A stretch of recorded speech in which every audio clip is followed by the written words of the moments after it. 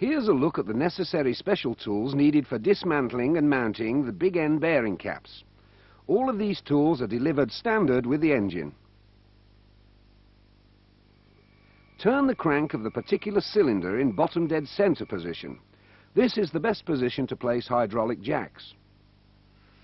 Now turn the bearing cap upside down until the stud bolt nuts point vertically upwards.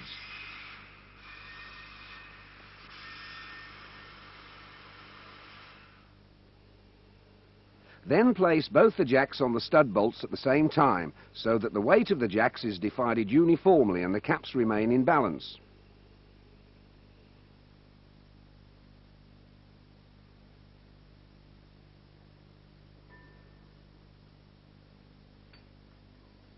Since all 4 of the stud bolts have to be stretched simultaneously, 3 jack elements are used, so that together they deliver the tensile force needed. Note, this distance piece is provided with the pin groove at the side.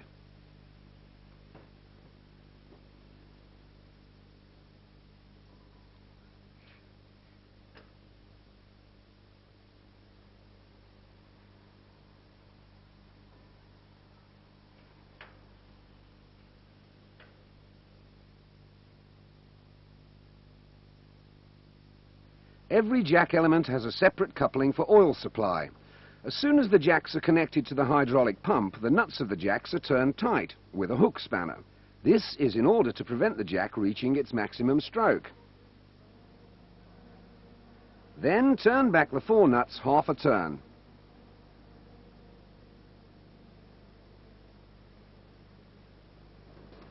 Bring the jacks under the right pressure with the pneumatic pump.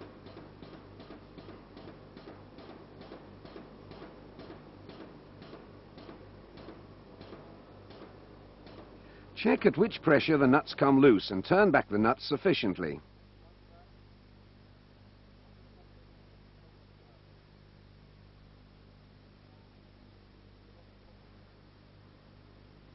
Subsequently lower the pressure to 50 bar and check if the nuts are free.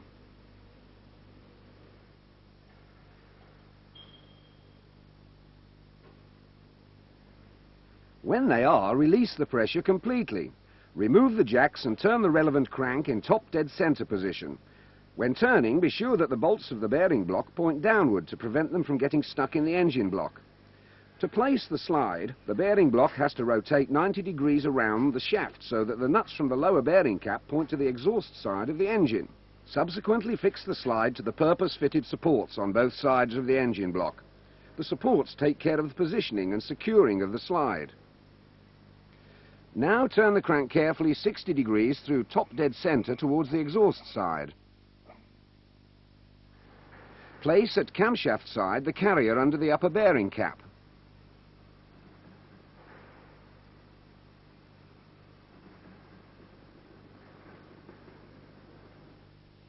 Connect it with the 2 nuts to the bearing cap.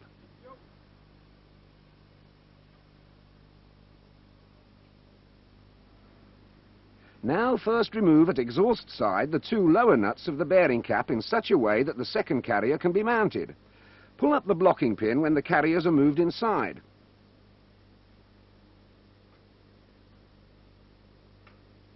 Fasten the carrier of the lower bearing cap by turning on the blocking pin in the locating hole at one side of the cap.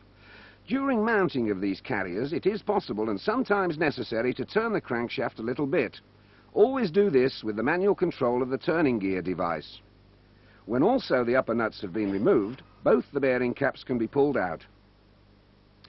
The bearing shells can be removed from the bearing caps by hand.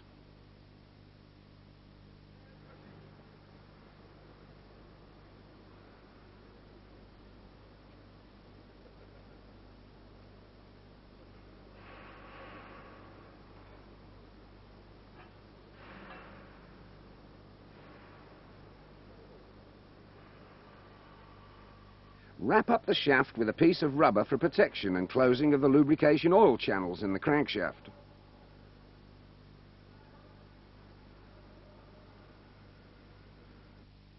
The crank pin bearings can also be inspected without removing the cylinder head and the piston. The piston will be blocked then by means of 2 supports. These are the aluminium supports with matching fastening bolts.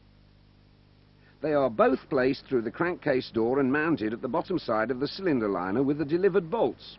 To do so, the piston has to be placed in top position.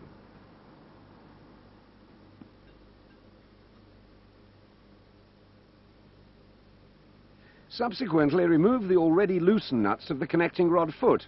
After that, turn the crank to the bottom dead center position. Now the piston with connecting rod will rest on both supports and the bearing caps will come free from the connecting rod foot. When the crank is in bottom dead center, the big end bearing caps can be dismantled in accordance with the preceding procedure. Mounting has to be done in reversed order.